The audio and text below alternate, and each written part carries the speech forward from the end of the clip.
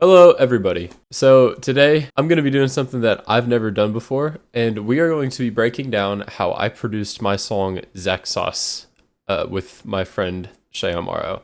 He didn't produce it, but I did. He did vocals on it. Regardless, this is something that I kind of want to do, a little series I kind of want to start. I think that it can be insightful for people who might want to start getting into self-producing their own music. And I think that I personally like seeing other people's creative processes. And so I think that this could be a cool way for me to show mine off. And maybe you can get some ideas. Maybe you can get some inspiration. Maybe if you've listened to the song and you like it, you can see kind of what it's like. I don't know. Let me know if you like this concept, and I'll make some more. Anyways, I think we should get straight into the FLP. Alrighty, so we are in the FLP for the song, and it all started with this one guitar loop, or not even loop. I played this, but regardless.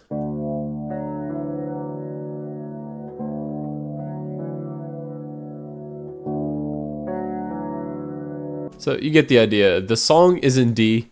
I played it in open D on the guitar. I have this guitar running through just a really simple EQ and guitar rig. I use guitar rig for literally everything. So I've got it on the air verb setting. I really like this preset. I think I probably tinkered with it a little, but I really like this preset. So we have this guitar riff, and then I added these chords, kind of like really quiet strums with an EQ. This is my favorite reverb plugin ever.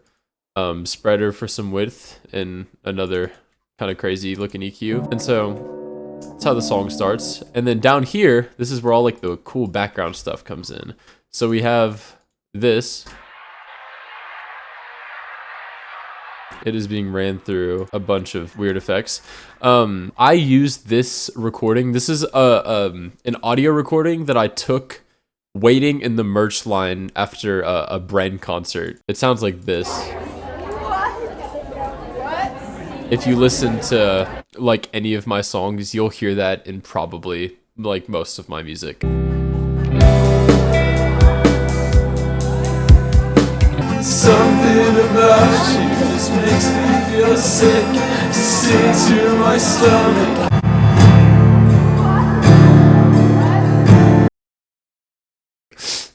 And then I have some rain. And then over here we have, and Shay Omaro would probably kill me if I played these raw, but we made a song whenever we both kind of first started getting really into music, and I took his vocals from that song and I ran them through the same effects, boosted the hell out of this. If you read the lyrics in the YouTube description, you'll see that it says, "But nothing's been the same." That's because it came from that song. I did a lot of weird stuff to it, and it just came out like this.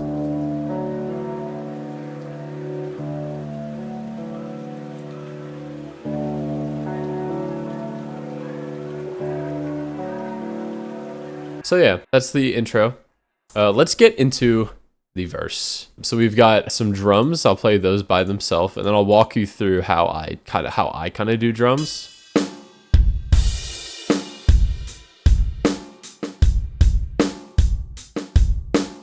So I program all of my drums. I think these are all just stock FL. All of the drums that I use are like stock FL, and sometimes I steal them from like GarageBand or something. Hello everybody, it is me from the future. I'm currently editing this video. And I realized that I forgot to talk about a really important part of doing drums, which is that in order to make them sound realistic, you need to kind of move them off the grid a little bit. There's a knob that does it. It's called the swing knob. I don't like using the swing knob. I like just moving them off a little, and then changing the velocity or the volume of each individual hit of the drum in your pattern makes it sound so much more realistic, and it makes it sound so much better. As opposed to just keeping them all the same level, because then it just sounds super bad. Yeah, but I realized I forgot to talk about that, and so I'm talking about it. And then mixing wise, I have them all on their own channel, and then I have all of them routed to one main channel. I think it's called a bus when you do that. And then that one's routed to the master, but the rest of them aren't. And I'm not really doing a lot on their individual channels, just like a little mild EQ. And then on this really simple UAD compressor, I got this for free on Valentine's Day, like a year or two ago. Really simple EQ. Less is more, in my opinion. I don't really do a lot of like, I don't really over mix. You know, for me, I like the way it sounds. It might not be everyone's cup of tea, but I don't do too much when I mix. And so we've got the drums, play it without vocals.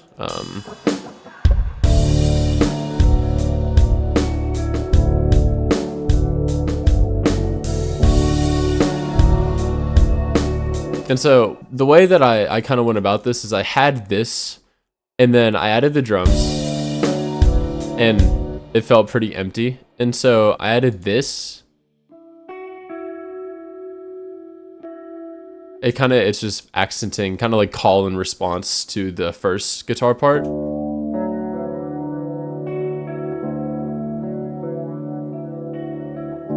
And so with everything, it's...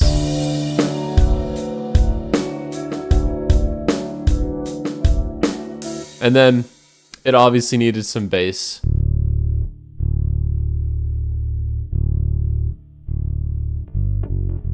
Very minimal mixing on the bass, just an EQ and a limiter. So altogether, that's what this sounds like.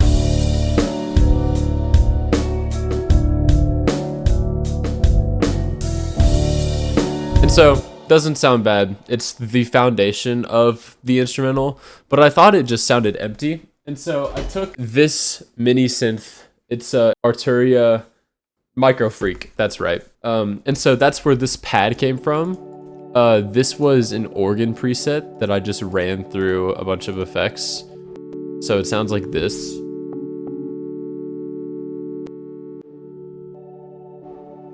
So kind of made it sound nice and pretty. And then we have this synth, played it on the same synth.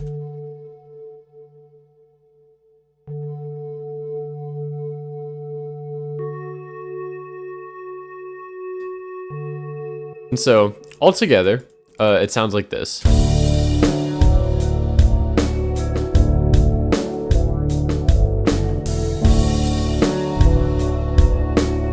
And so, every single time I listen to this instrumental, right whenever this part hit in, I heard the slide guitar that I added, and it's like, I heard that every single time. I was like, I have to add a slide. And so that's where... It's playing the same note. And it sounds cool. So this is how the verse sounds with everything added in.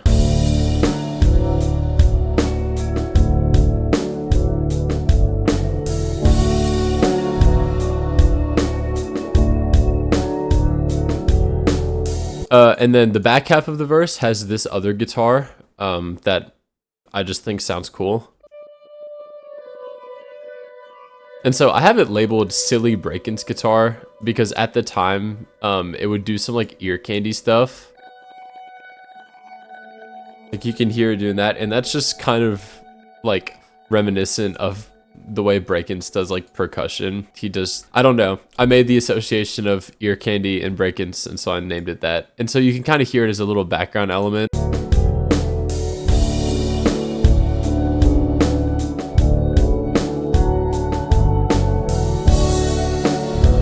Yeah. All right, let's get into the vocals. So I don't really use auto-tune. I use a lot of manual pitch correction just because I think it sounds more natural sometimes. So the way that I do vocals now and the way I used to do vocals is I would just do a bunch of layers of the same thing, which now I know is like, no, you have to have a low layer and a high layer. And I don't mind how it sounds. I think it sounds cool.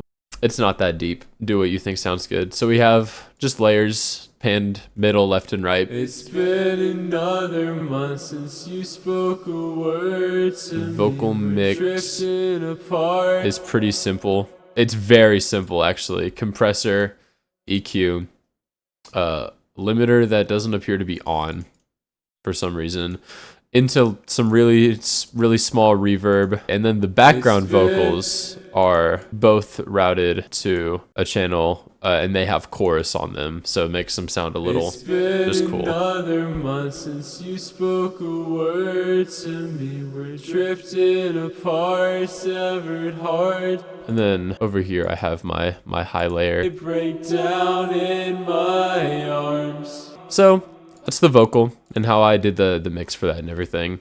Now I'd say we get into the bridge. So the bridge brings back this recording from the beginning of the song. Along with these, like, I was kind of going for these Midwest emo sounding guitars, but not like super Midwest emo.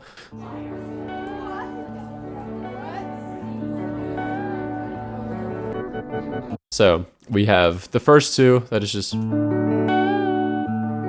same thing, pan left and right. And then we have this one, which is just plucking a chord the whole time. And then we have this little thing. Sounds kind of cool. It's really quiet though. Up here, I have another synth that I played on. Every synth in the song was played using the Micro Freak. Just this one is really funny. It's like super quiet off in the distance. And you can't even really hear it unless you're like listening for it. But it adds a surprising amount of like texture. How can I get it through? Kind of hear it over in your left ear.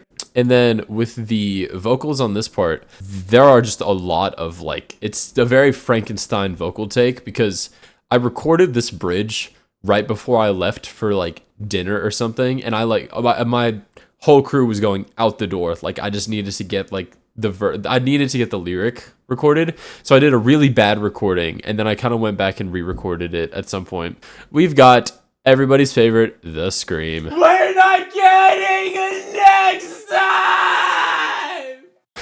Very Midwest emo. I was leaning into my trash can while I did that because I wanted it to sound a certain way. I don't know. But that's what that all sounds like. This is it all together. It astonishes me how you pushed me off to the side. How can I get it through to you that we're not getting it next time? All right. This leads me to the first drop in the song. So we have some new drums that come in.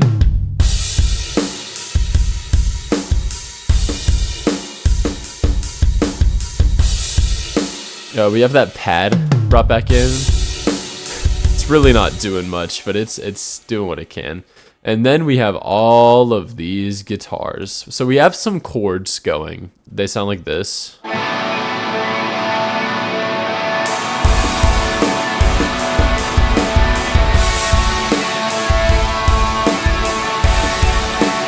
And so initially, I just recorded some bass over that and called it a day.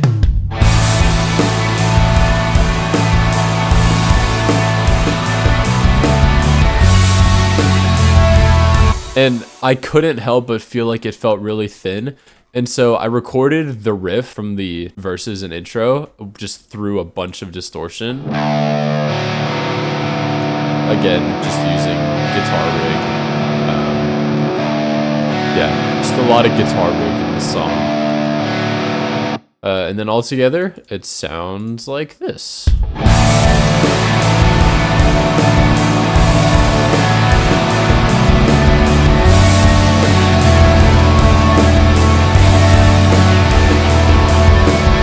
And so that's what that part of the song sounds like. Then second verse is nothing too crazy. Instead of hi-hats, I just have a ride going. I like doing this where I have drums in like the first section, and then if I have another verse, I like to switch up the hi-hat and the ride. I just think it adds some texture.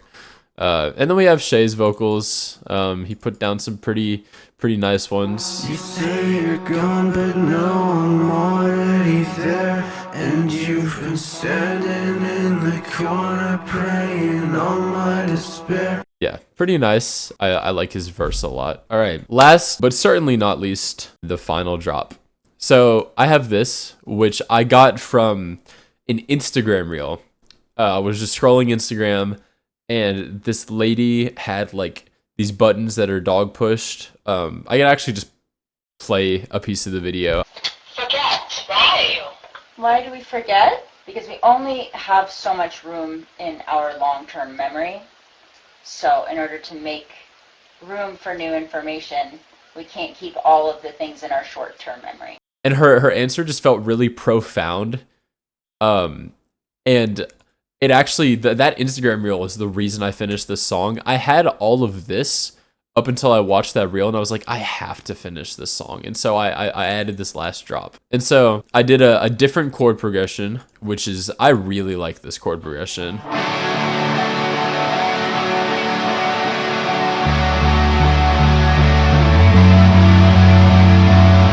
And then I added this synth and this slide back. You can kind of hear them in the background if you're listening to the song.